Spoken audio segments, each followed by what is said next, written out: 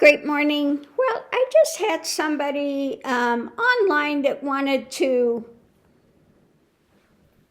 join my ashram, awaken Kundalini, etc. So I wanted to put out a little bit about Kundalini. And it's not something that you play around with, okay? It's not something you can turn a switch on and turn a switch off, or go sit and do your practices and then forget about it and come back when you want. Once it's awakened, it's a 24-hour a day, 365 days a year process. And you're seeing lights, you're seeing visions, you're in your body, you're out of your body. 1 second you feel really tall, the next second you're minuscule. You're having dreams of fires, snakes, things exploding. I mean, it's very intense. Okay? And also, in this path, you eat meat, okay? Because it is a path of Kali, okay? Cutting through, facing the fears, going into that to the other side. And there's a reason why at the Kali Mandir they're still doing goat sacrifices and everything. You're here 1 minute and then you're not here the next. Okay. And it was Ramakrishna that, again, he went through these processes and he wanted to stay in the realm of duality because he wanted to taste the sugar, not be the sugar. Okay. He wanted to have this intimacy with Kali rather than going, the whole way through. So if you're a person and this person is on a Bhakti path, now I know the Bhakti path and Krishna quite well. I was there with Prabhupada when he was still here, and in fact, he's the one that said you're going to reach realization in this lifetime. Okay? And I didn't stay there for long. It was not my place to be. But I was there and got up at 4:30 in the morning and danced with the, Nama Om Vishnu Padaya Krishna Prasaya Putale Srimati Bhakti Vedanta Swami Namine Hare Krishna. I've been there. I've done that. Now, that being said, he was an advocate of course, you had to be a vegetarian.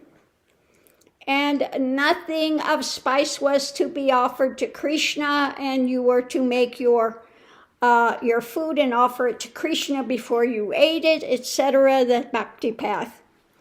And you can go into that and have that God realization experience of seeing Krishna in everything, okay? And that's a valid experience. I've had that experience where you saw Krishna was within everything, okay? But if you are on that type of a path, Kundalini is not the path for you. It just simply isn't. Because again, this is going to bring up all your fears, all of this stuff to be transitioned through. And again, this is a 24-hour a day happening. Now, I see people, they want to go live in ashrams, etc. And I don't advocate that. They want to go out, because you need to get realization, you need to be free wherever you're at, rather than a constructed environment. Okay? So that's why my students have an online ashram, and they are working in their daily life where they're at. Because having to hide away somewhere to maintain a balance is not optimum. Because we are here in this realm to go through the experiences of life, okay? Which doesn't mean hiding away in a controlled environment. And many of the ashrams and things that I saw, I didn't stay in them when I was in India, and I was there for 5 years because they're very political. And I've seen horrendous things taking place in those ashrams. I've seen people being in one of the big major ashrams in Rishikesh, people being starved, not given food because there was something that they disagreed with the ashram. And then I've seen other ashrams, another real big one, very political. Literally, when somebody comes in with a lot of money, they roll out a red carpet. Okay, so they're very political, very monetized, and I just don't agree with it. Also, I've been to, when Prabhupada passed, I went and to honor him in India, and he will be spinning in his grave. Because, again, he advocated vegetarian fare, no chilies, no masala. Everything was supposed to be more bland, more sweet for Krishna. And now they're putting all the spices in the foods, and everything that he was teaching, they are going against. Okay? So it's been corrupted from his teachings. Now, one thing about Prabhupada that I can tell you, there was something that told me he knew more than what he was giving out. Because what he said, and has stuck with me, well, people in this age need to be, how did he say it? Need to be, trying to think of the words he used, attached to something. So let them be attached to Krishna. Now, he only taught the Bhagavad Gita, not the Uddhava Gita. The Uddhava Gita is one that goes beyond the transitory realms into more of that, going beyond that Krishna as a persona into that which is prior to, into non-duality. The Uddhava Gita was given by Krishna before he left to his long-term devotee, the Uddhava Gita, rather than the Bhagavad Gita. Bhagavad Gita is kind of like the 10 Commandments for Christians that says, do what you need to do. One of the big things was on the battlefield where they had to fight his relatives and said, well, I can't fight my relatives. He said, look, you are a military person, and this is your position, and that's what you do in life. Okay? And everything is transitory. So do what you need to do. Fulfill your obligations, fulfill your life as it's supposed to be led here. Basically is what it came down to. Okay? So anyway, the Bhagavad Gita is more for the transitory realm. The Uddhava Gita are the final teachings, the deeper teachings that go beyond the physicality of life into that expression that is prior to and remains after the incarnation type of a stage. So anyway, I just wanted to put that out there very quickly. You know, I don't get into a lot of really deep things on this channel. I am looking forward to going into more spiritual aspects of things.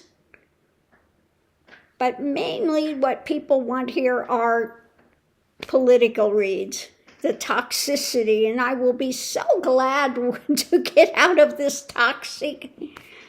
It's like trying to swim through a sewer and hold your nose as you're going through this sewer. So anyway, on that note, I'll leave that here, but I just wanted to put that out there because somebody was asking about coming in. And again, I did spend time in the ashram with Prabhupada and in San Francisco, where I started, the ashram in San Francisco. I've been to the one in Hawaii. I never stayed in the one in Hawaii, but I have visited it, and also the one in LA. The one in LA was when Prabhupada pulled me aside, had me come up and dress his altar, his deities on the altar, and told me specifically, you will reach realization in this lifetime. So he knew what was coming. And again, he did not give the full teachings because he said people need to be attached to something here. Let them be attached to Krishna. And that's my story about Prabhupada. Prabhupada never smiled. He had the most solemn face. Okay?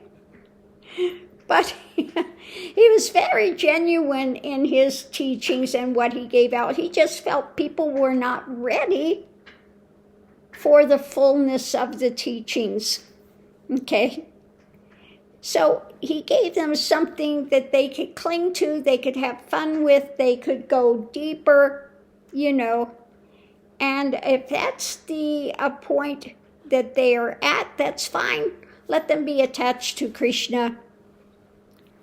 Or, you know, whatever it is, your modality. If you're not ready to go into the deeper things, because in the deeper things, it's not about controlling your environment and gaining a better ego. It's about the loss of ego. Totally finding out that you're zero. Okay? Not that you're one that's evolving into something higher, that you are, in fact, the zero. That which adds value to all other things, but within itself, it's holding nothing. Now, the difficulty is when people have, and I've seen this, where they've had a falling away, but then they come back and reconstruct the mind. Now, if you want to know about these aspects, you read the Ashtavakra Gita or the Vivek Chudamani, which is very explicit in these things about not having the mind reroute. Because what happens, the mind stills. I don't have any revolving thoughts going on. It's quiet all the time, 24/7. There is no thought patterns going on. And that's what remains. And you can read about this in the Tripurya Rahasya, about the different levels and layers of realization, etc. So those that have an experience of a falling away and then they reroute into ego, then they want to put themselves up and say they are God, they are a God. They are a avatar, they are a God, they are a God persona. Well, then they've had a taste, but they've rerouted into ego, and that can be a real detriment and a stumbling block and a big fall. Because when everything blows out, it's called nirvana, being blown out. And what blows out is that construct of mind and the construct of ego identification. Okay? So there you have it. A little more depth than I really, than most people will want to hear, I think, on this channel. It comes out as it comes out, I don't plan what's going to come out of my mouth. It just comes out. Okay, that's it. It comes out. So for somebody, maybe this would be a benefit for them to hear today. Anyway, on that note, I will leave that here, and we'll see you online.